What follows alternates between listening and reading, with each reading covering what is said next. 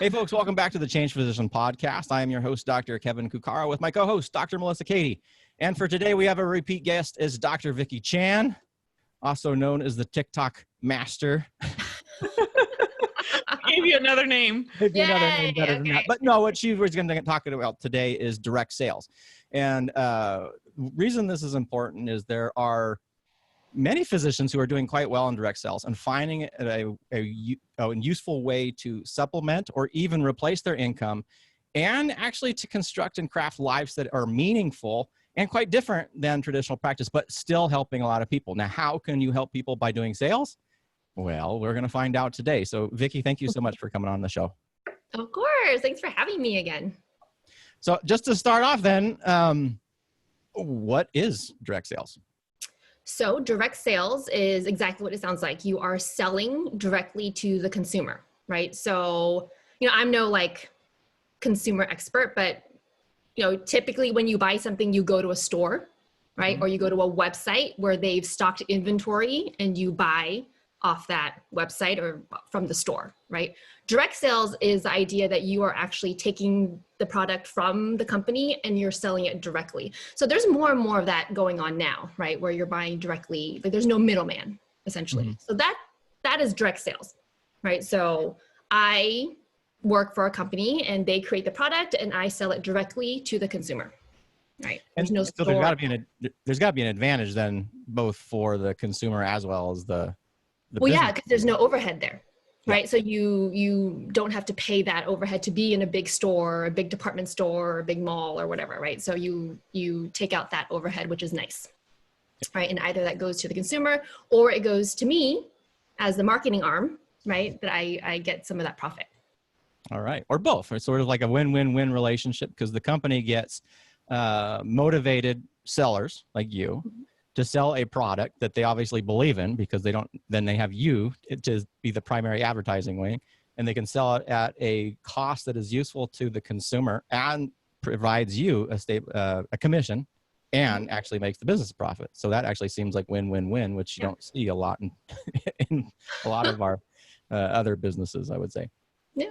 And then there's another kind of model where you hear a lot about, it's called multi-level marketing, where you have the direct sales part, and then you have the option of building your own sales team, right? So I say it's like a franchise model almost, right? Because you can make so much by yourself. So I always say so say the first Starbucks, right? Like they could make so much money in 24 hours in one location, right? But when you start opening up other stores, training other employees, training other sales staff, then you can multiply that income, right? So then for me, I have that option. I don't have to, but I have the option to build my own sales team and then train them, and then we're all making money.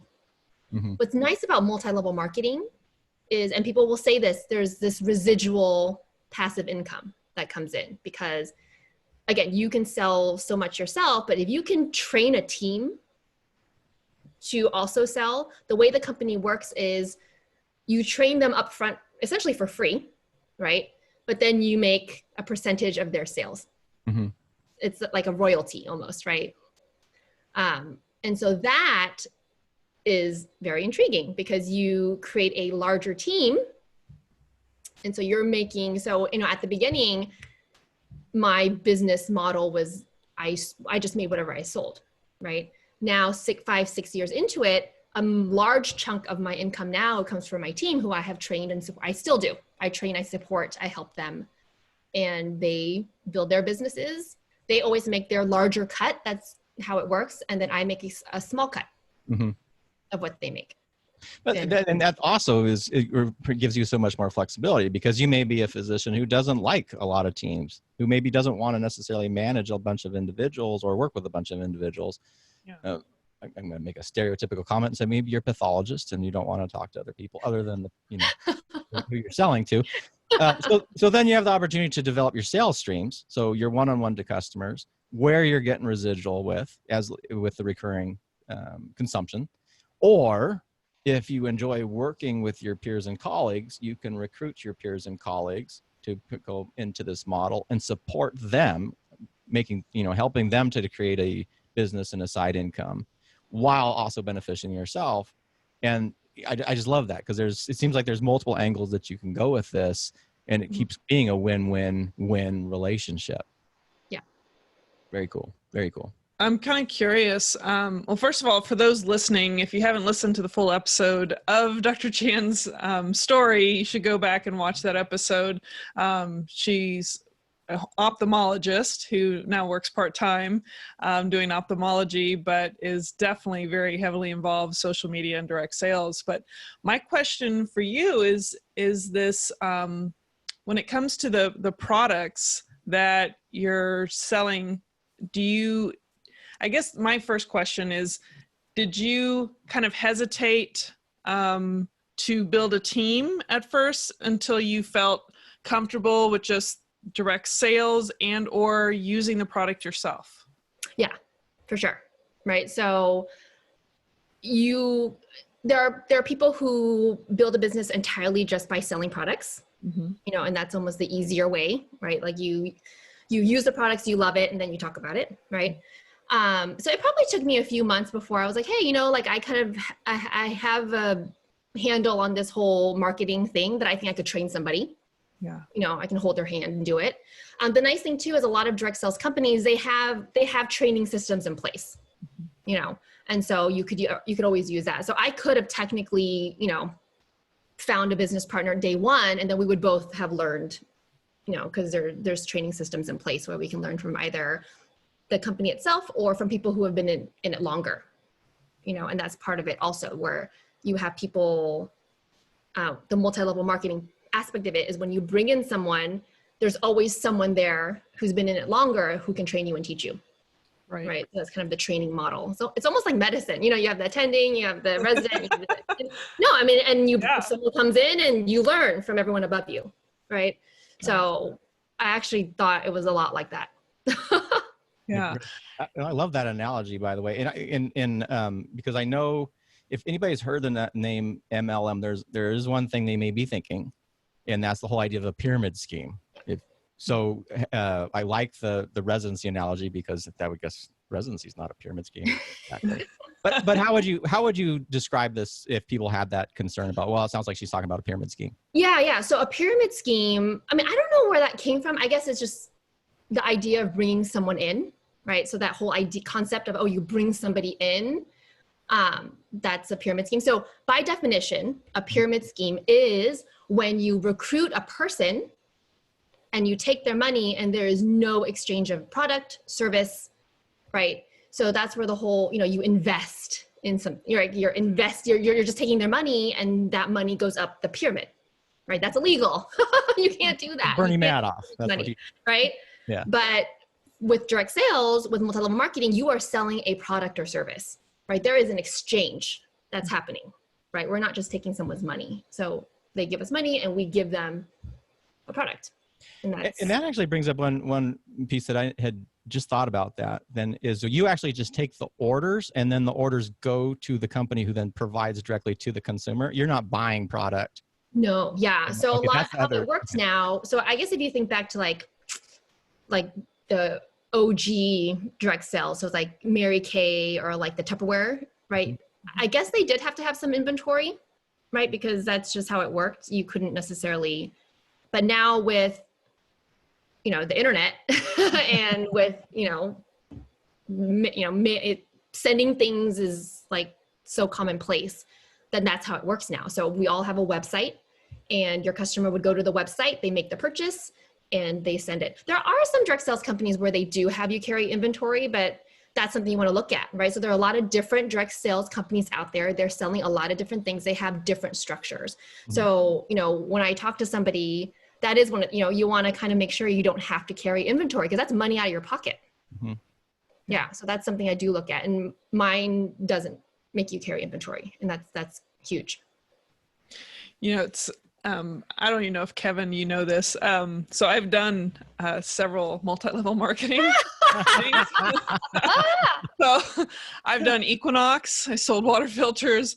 What other things? I was in Visalis recently. They've changed like names and different things they're doing. What's really fascinating about it is that there's a lot of personal development that goes on with these types of things, because there's a lot of psychology behind you actually, you know, engaging people and the way that it's the best received. And, you know, you want to create value for them, but that you don't want to, like, you know, bug them where it's like, okay, you just look like you're an opportunist being a salesman. But what was really the thing that draws people in is the community. It can be really invigorating and a lot of energy, even in personal development. Just going to some conference on the weekend, you feel this energy, and it just is so, it's kind of addictive. And the people that you meet are just outside your normal bubble, and so you expand your relationship. So you know, I think that's really a neat aspect to whatever new community that you build relationships on.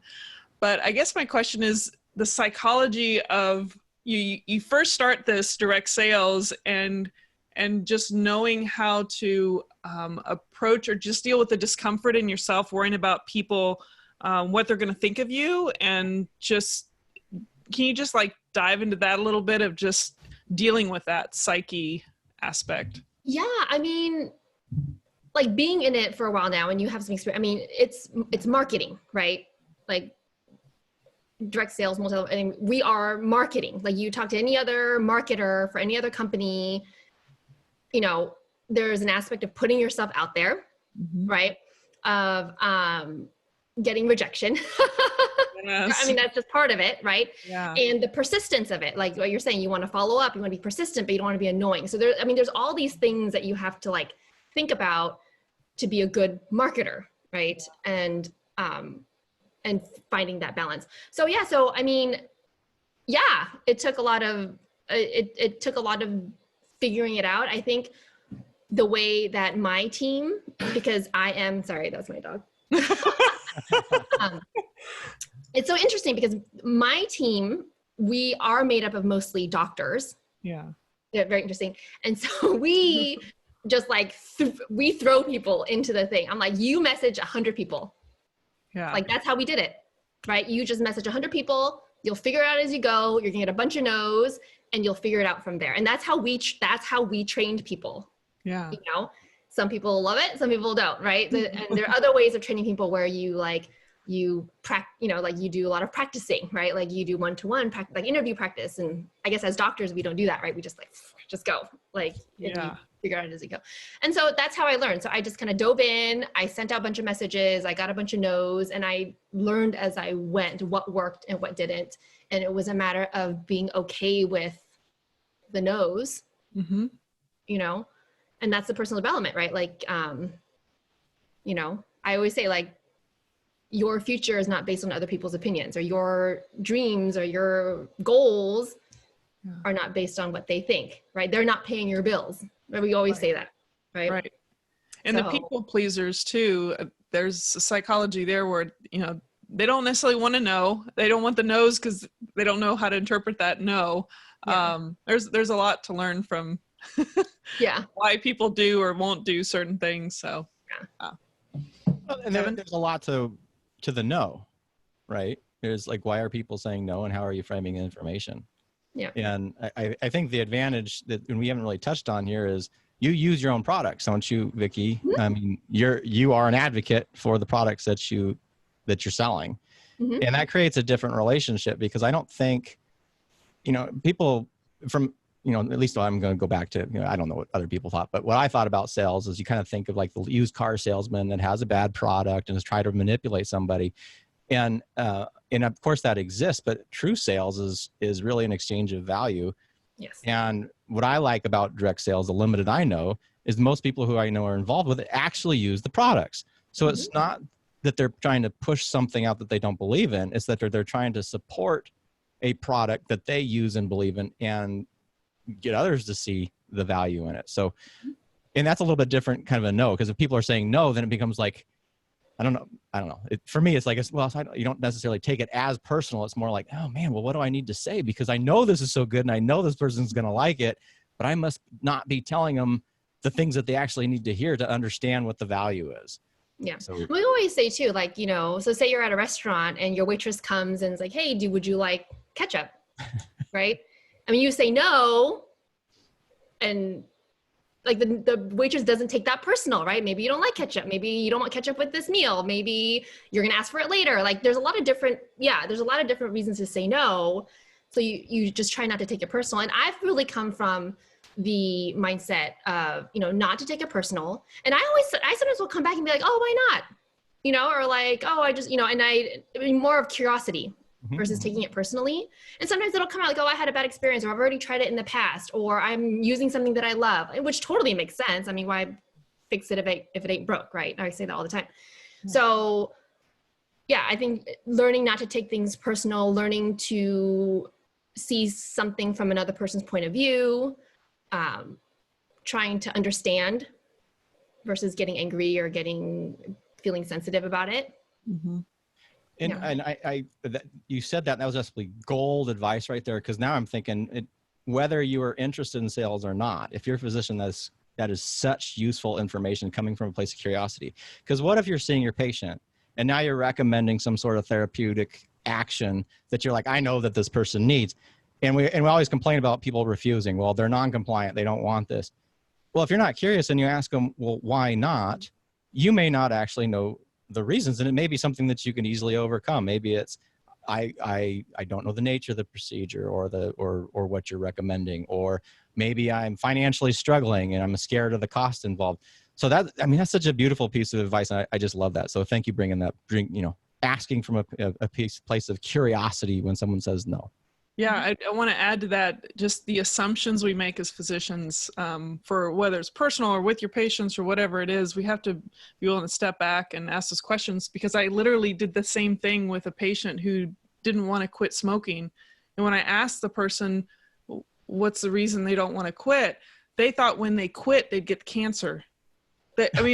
You would have never thought that would be the thinking, but they thought the moment they stopped is when it happened. But when you think about it, some people in the past had smoked and then stopped and then they got so her interpretation was totally off, to me, it seems like total opposite what you should be thinking. Yeah. But it's a perfect example of like, you don't know unless you ask. Yeah. Yeah. I was thinking about, this TikTok and the dancing and all the things. By the way, I was watching a whole bunch of them, forced my husband to watch some of them. And he's like, I'm not getting up there doing that like her and her husband do. He says now. My husband says the same thing, but you see him on my TikToks. Okay. Yeah. Well, you never know. I'm gonna have to work on that. But it seems like, like we talked about, there's a time where they might say no and somebody will maybe eventually be ready, yes, later. But it seems like if you can engage people on a consistent basis and are fun, and obviously being present in some form of social media, it seems like those things are really a critical component, and I would assume is what's kind of escalated your success in direct sales. Yeah, I mean, it's part, the more I study about marketing and social media, I hear the progression, know, like, trust, right? Mm-hmm. So someone knows you, right? Like they meet you and they know you and they grow to like you, and then you provide them value and they grow to trust you.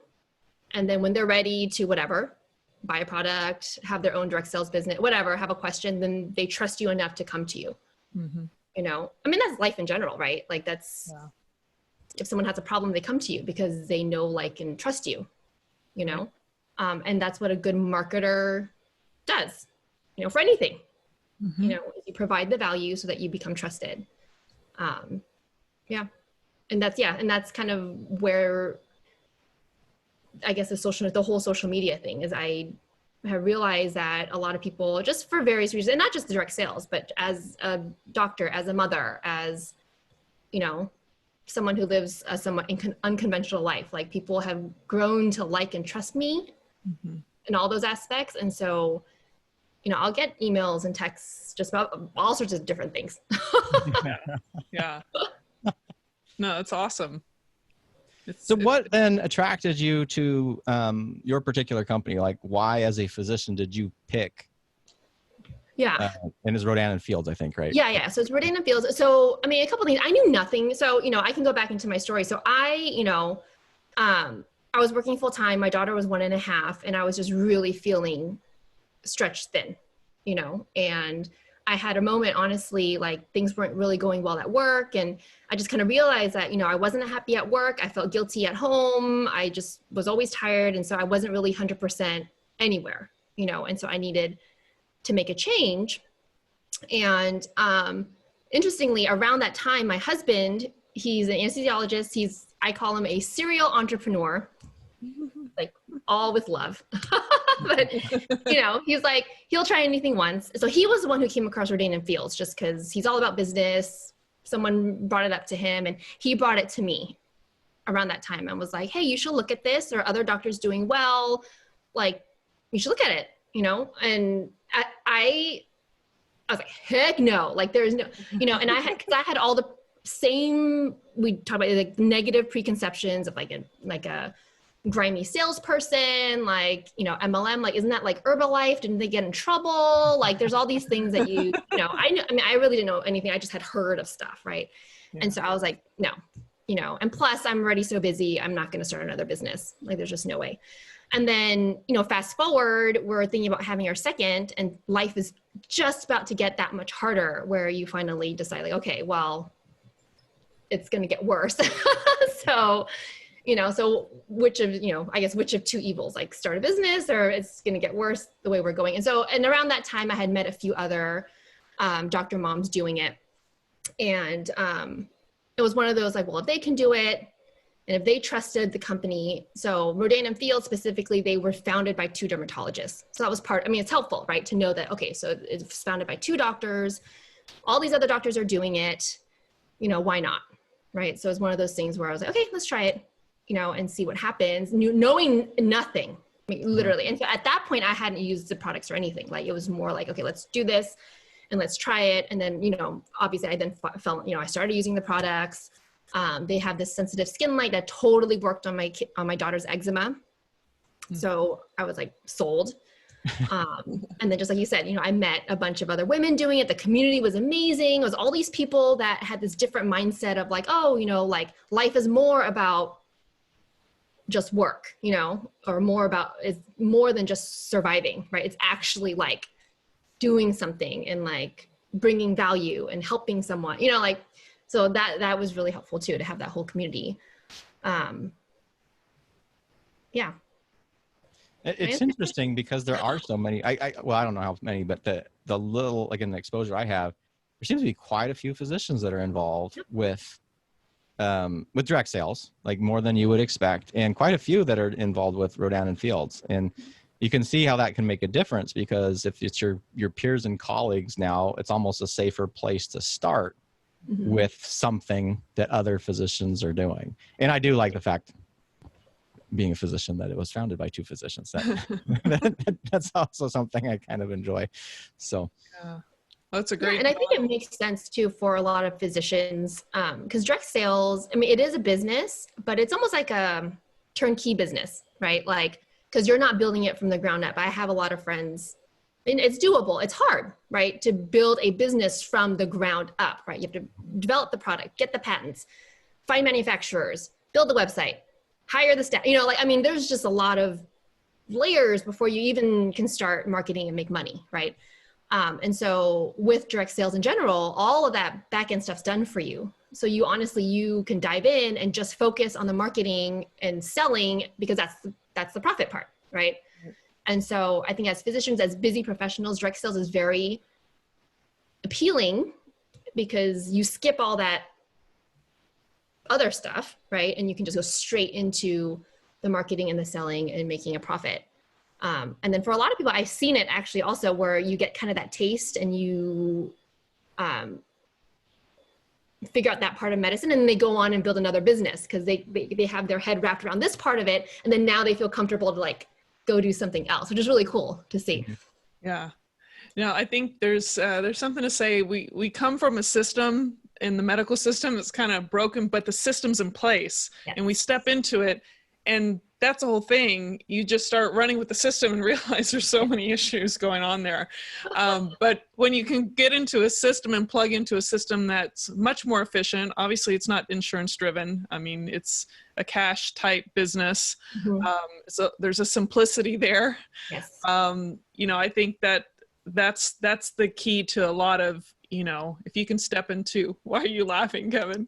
Well, because the way you're talking about it makes me just think of it's almost like we've have all these analogies of healthcare. So you have the sick healthcare system over here, and then you can take your same skill set and your credibility as a physician, then you step into a working model that's got the residency model, you got the attendings, the residents, and the interns, and the systems in place. So just like in medicine, most of us in the office, all you're doing is focusing on education and sales, although we don't call it that, and realistically in the medical system we're pretty poor at it, but you go into a place where that's important and you're doing it in the right way, and then the product, just like in the healthcare system, is all the business management stuff and the delivery of whatever your OR materials or things like that is handled by the guys in the back. So without the bureaucracy of Medicare, that is part of the residency. You're making me want to do this. I'm like, hey, as physicians, we have these skills. Let's go into a system that actually supports it. I've never actually like synthesized it like that. It's a system. You are stepping into a system which we as doctors are very used to. Yeah, I mean, it makes sense. Yeah, speaking of being kind of with an entrepreneur bend, I was in residency and was at a really nice house for some event. I don't remember.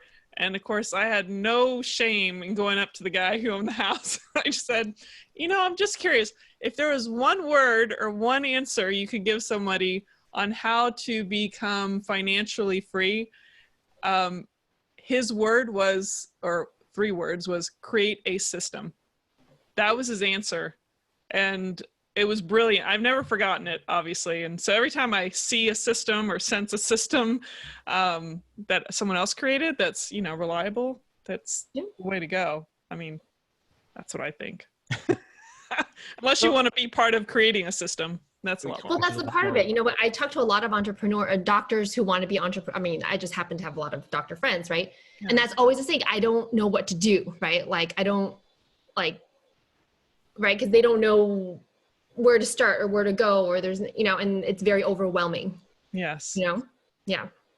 Well, and the other part about that is if you are interested in building a business, what you have learned through direct sales is the most important part of any business, which is sales and marketing, which is basically it's the cardiovascular system of a business. It's it's the blood. And if you don't have that and you don't have it coming and pumping to where it needs to go, your business is dead to begin with. So it's neat that you've had the opportunity to actually go into a system that supports you to learn like the most vital skills for any sort of business that you can now use to develop and increase your own business and brand with them, or you can take those same skills and use them and apply in different other areas. So that's pretty cool. Again, I'm oh my God, maybe I need to go sign up for this stuff. I don't think I have the looks for skincare, but well, maybe I'll try it out and let you know what I think. No, but you're totally right, Kevin. Like, it's something that I felt like, you know, I'm pretty good at this. I just had a conversation like, you know, I'm pretty good at this social media thing. And, you know, same thing. Like, I have other friends that have an awesome, like my husband, for example, my husband, right? He creates podcasts and he has a blog and he's done very well without social media, right?